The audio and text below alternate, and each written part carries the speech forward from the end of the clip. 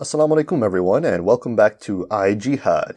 In the last episode, we confronted a popular Dutch YouTuber by the name of Gryffix regarding her belief that Islamic fundamentalism supports, justifies, and in many cases directly leads to the violent imposition of Islamic values onto others, otherwise known as radicalization. Her views have also been vigorously supported by a popular German YouTuber by the name of Kraut, who has sponsored some of her videos on his own channel. That said, prior to watching this episode, it would be wise for my viewers to watch the previous episode, which can be found in the iJihad playlist. However, if you've already done so, here's a quick summary of what's transpired so far. Firstly, we found that Gryffix had misused an academic study, fabricating its claims to support her own conclusion, despite the author explicitly stating that his work should not be used for this purpose. Secondly, we found that Gryffix was utilizing an FBI report from 2006 as evidence of there being a set criteria for what constitutes as radicalization, despite the fact that the FBI has since rejected their own research since 2014. And finally, we found Gryffix selectively quoting statistics, despite those same studies providing additional data that ran contrary to her conclusions. And these were just some of the problems. Other minor discrepancies were also found throughout her work. In addition to this, shortly after the first episode, our detractors responded in a rather interesting fashion. The first one stated that she had no time to address the criticism being put forth, and even laughed about being challenged. I suppose this means she won't be retracting her erroneous views anytime soon. As for the other one, he responded by proclaiming that he would address my objections, without actually attempting to understand what those objections were. He then later had a change of heart and banned me for apparently being unworthy of his attention. I also made one very important decision, which is to never, ever, under any circumstances, ban people from whatever platform I have merely because I disagree with them. Needless to say, their initial reactions do not provide any reassurance of intellectual integrity. Despite this, however, let us proceed to examine current research on the subject of Islamic fundamentalism and radicalization. This will allow for the elucidation of a proper understanding of the subject, while revealing an inconvenient truth that many people are going to have to face before solving this problem. So, let's begin. Starting with a study conducted in 2015 titled A Decade Lost, Rethinking Radicalization and Extremism, authored by Professor Arun Kudnani, it was found that much of the popular sentiment on radicalization and terrorism has little to no empirical evidence. And I quote, "In the official narrative, the political context and the internal decision-making within an insurgent social movement are largely irrelevant in explaining why terrorist violence occurs. Instead, the official narrative implies that once an individual has adopted an extremist religious ideology, terrorism will result, irrespective of the political context or any calculation on the part of an organization or social movement. In conclusion, the factors which lead someone to commit acts of terrorism are complex and cannot be reduced to holding a set of values deemed to be radical. There is little evidence to support the view that there is a single cause to terrorism." I encourage everyone to read that study in full. However, if you're one of those people who's just looking at Arun Kudnani's name and thinks, well, he sounds foreign, so he must be a biased Muslim, then I'm afraid you're mistaken. Professor Kudnani is an ex-Hindu turned atheist. That said, even if he were a Muslim, it wouldn't really matter. To declare someone's arguments or research invalid because they appear to be biased is a fallacious form of reasoning. In philosophy, we call this a vested interest fallacy. And why is this a problem? Because if bias was all that was needed to prove an argument wrong, then literally not a single person that has ever existed would have a valid thought in their head. But I digress.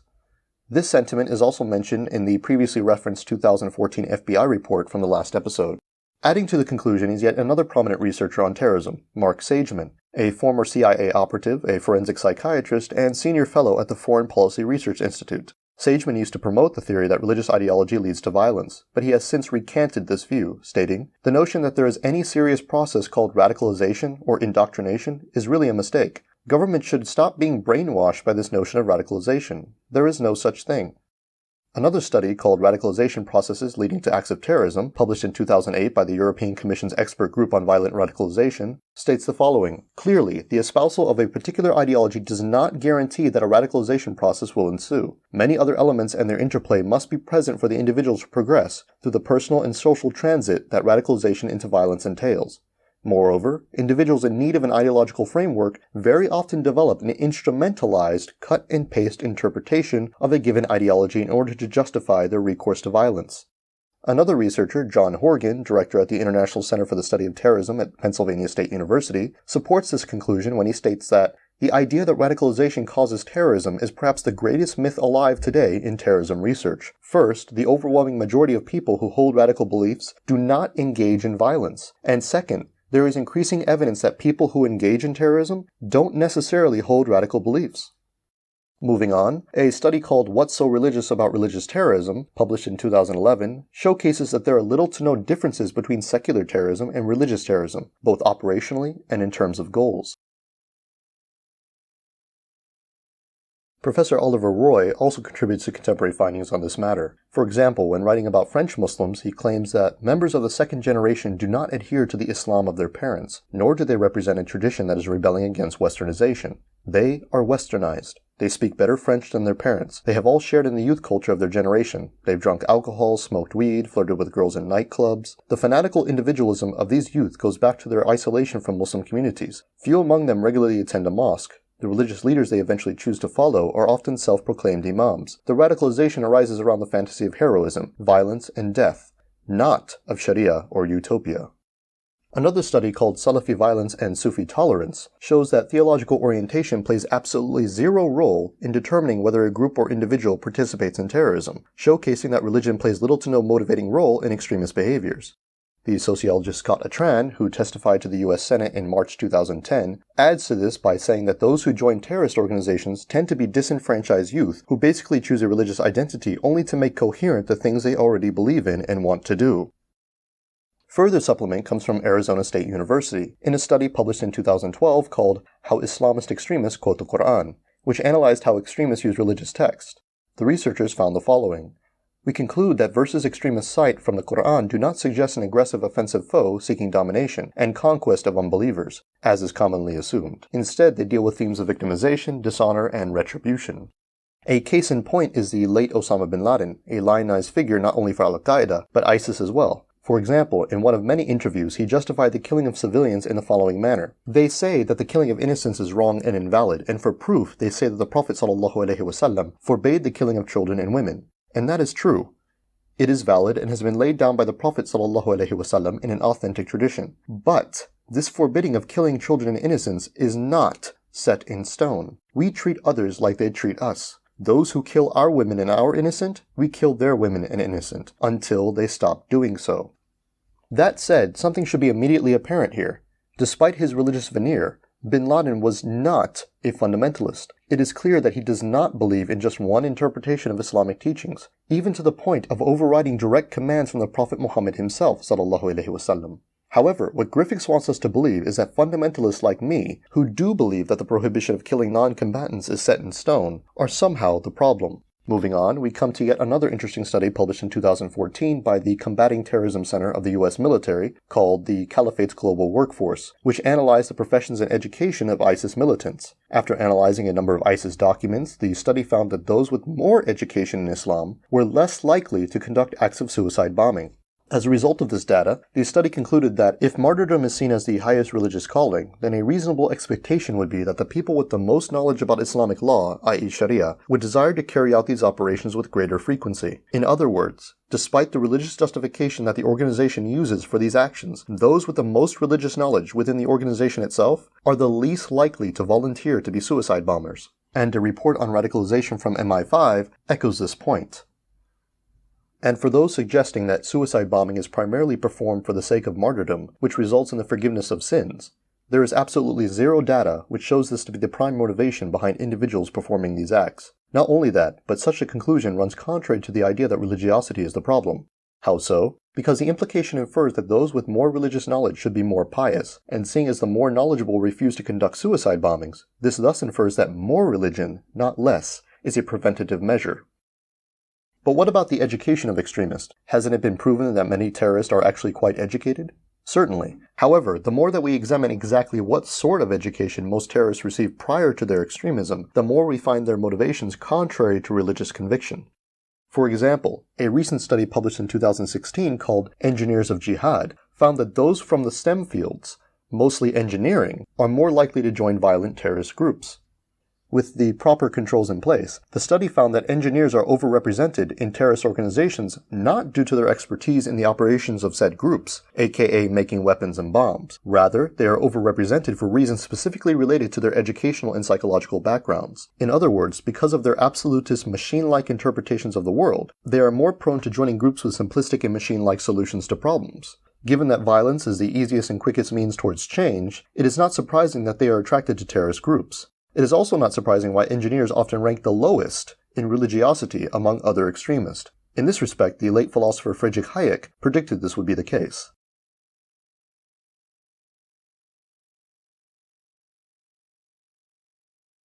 At this point, I gather that the responses from people like Gryffix will be to put on their tinfoil hats and start shouting about how all of the aforementioned research is just the product of a regressive liberal conspiracy to protect Islam from criticism.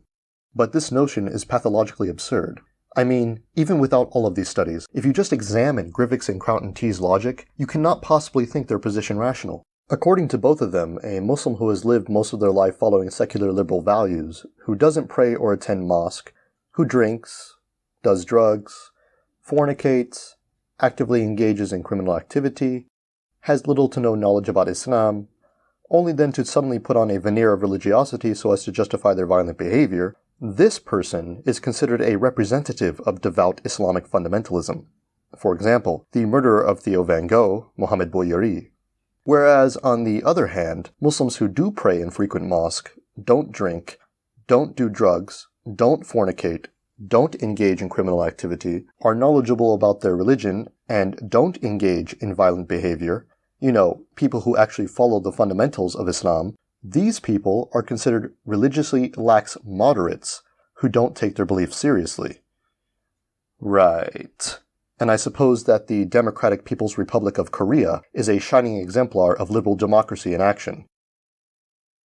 I mean, if we were to visualize what the evidence shows on this matter versus what Gryffix and Kraut and T think the evidence shows, it might look something like this. What the evidence shows, what Gryffix and Kraut and T think the evidence shows. What the evidence shows, what Gryffix and Kraut and T think the evidence shows. What the evidence shows, what Gryffix and Kraut and T think the evidence shows. Which brings me to my next point. What is actually motivating Muslims towards violence and the desire to impose their values onto others? Well, I can safely say that if we really want to discuss whose values are in conformity with indiscriminate violence and the imposition of one's way of life onto others, the evidence does not bode well for Western culture. For instance, let's look at some more statistics and studies, starting with a Gallup poll released in 2011 called "Most Muslim Americans See No Justification for Violence." Here, you find the percentage of American Muslims who believe that military attacks on civilians is never justified, as well as the percentage of Muslims who think that it is sometimes justified. Now, I find it abhorrent that 21% of Muslims in America think that it is sometimes justified to attack civilians. However, what I find even more abhorrent is the fact that non-religious, atheists, and agnostics are more than twice as likely to think the same thing. I mean, look at that. 43% of people without a religious affiliation think it's sometimes justified to kill civilians in war. And I'm pretty sure that these people aren't Islamic fundamentalists to any degree. And I can already foresee the objections to this poll loudly pronounced from the rooftops, that meaningless platitude that never seems to die. Well, you don't see atheists attaching bombs to themselves and blowing themselves up in a crowded market. Yes, of course you don't see atheists, Christians, and Jews doing indiscriminate suicide bombings, but it's not because of superior moral virtue. Rather, it's because they don't have to. You see, the only difference between Muslim extremists and many secular liberals is that while the former deliver their bombs personally, the latter has the convenience of a conventional military to deliver bombs on their behalf. That convenience is most evident in the fact that so many Westerners, in their morbid curiosity, take pleasure in watching those bombs dropped on innocent people live from the comfort of their own homes like it were some sporting event. Listen to this, Jamie. These are shots being fired now in Baghdad. I want our viewers to listen in.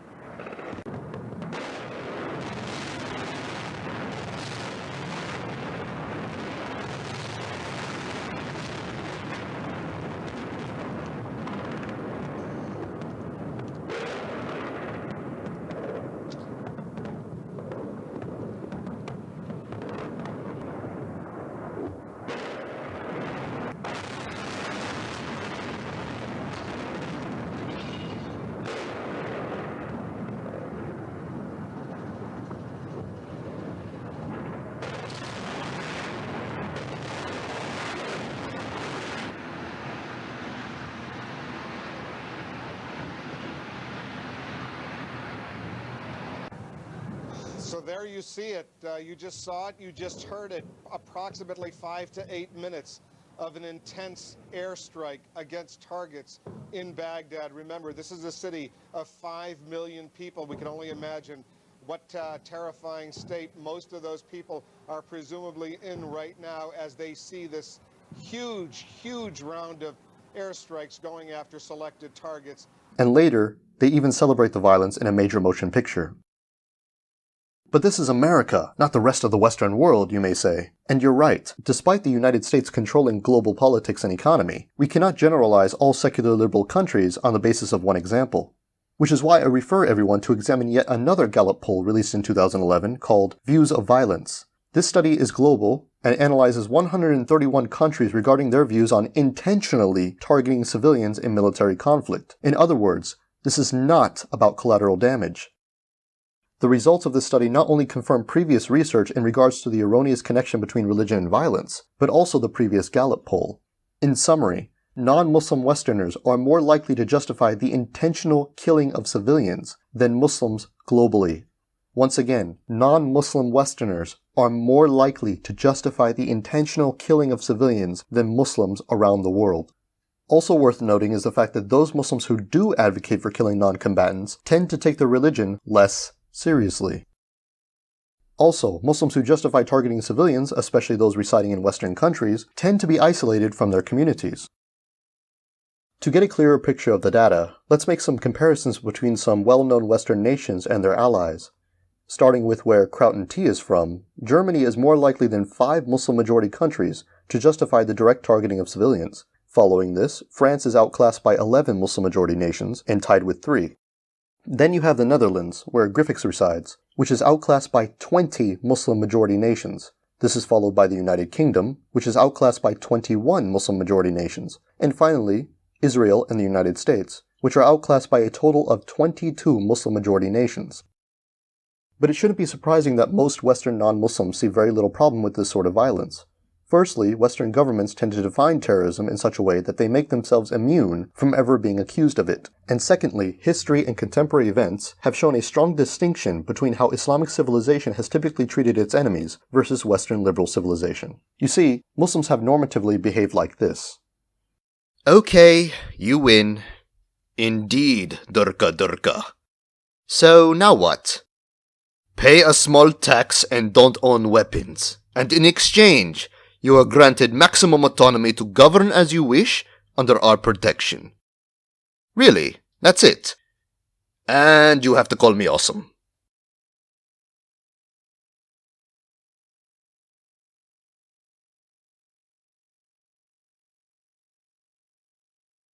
You're awesome. I know. Whereas secular liberals have normatively behaved like this. Surrender your land, your resources, your women, your culture, your religion, your values, your language, and everything else you hold dear, and become exactly like us. For liberty! Sir, wouldn't it just be easier to kill most of them and enslave the rest? Most indeedly! And then our awesome descendants can make holidays celebrating our genocide. And put genocidal racist maniacs who purposely starved millions of Bengalis and advocated chemical warfare on your currency. That works too, I guess. And this is why I find it very surprising when people call for Islam to be reformed in accordance with the moral standards of Western civilization, because if these statistics are any indication of Western values, then it can be safely assumed that such a reformation has already taken place. But I guess some didn't get the memo. As such, allow me to remind everyone when the inauguration of the Islamic Reformation occurred. Ironically, it was on a day we're never supposed to forget.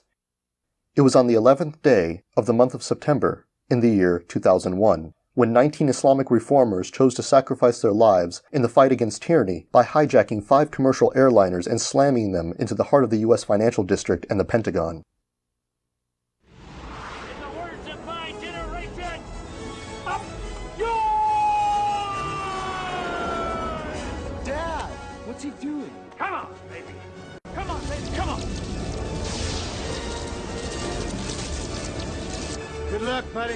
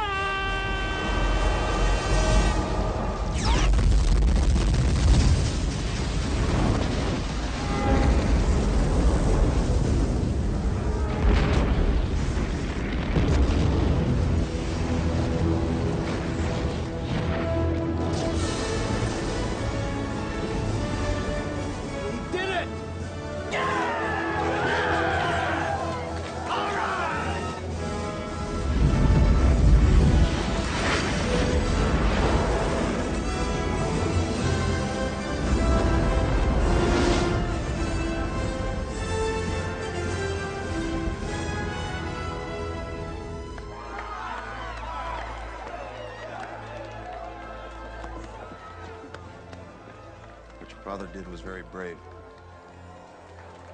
You should be proud of him. I am. And the 3,000 innocents killed as a result? To them, this was a necessary evil in a war against a terrorist state. I guess they would call it collateral damage. But what would I know? I'm apparently not as civilized as those who abide by secular liberal values, constantly berating others around me as savages and reminding them of the inferiority of their own lives. And I don't support the killing of innocent people for the sake of some self-proclaimed enlightened civilization. No, I'm just an Islamic fundamentalist.